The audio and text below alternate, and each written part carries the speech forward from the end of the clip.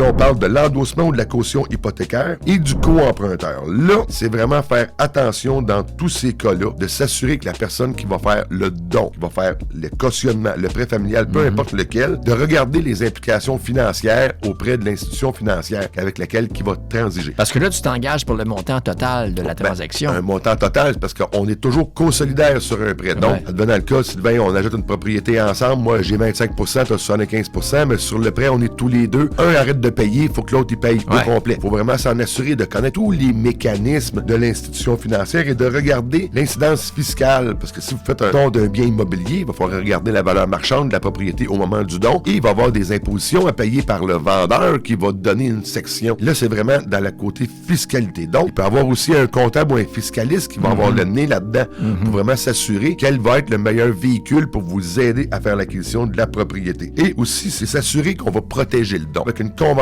d'indivision. Dans la convention d'indivision, c'est pas nous qui créons ça, c'est un notaire lors de l'acte de vente. Advenant le cas qu'il y a des parts inégales. Un exemple, moi j'ai 25 % des parts, tu as 75 % des parts, mais tu as mis 100 000 $ de mise de fonds, moi j'ai mis 0. Donc, dans la convention d'indivision, ça va indiquer que Sylvain a mis 100 000 $ de mise de fonds, moi j'en ai mis 0. Et lors de la revente, le premier 100 000 va aller à toi. Parce que si ça, ce n'est pas fait par le notaire instrumentant, on est réputé à faire l'achat à 50-50.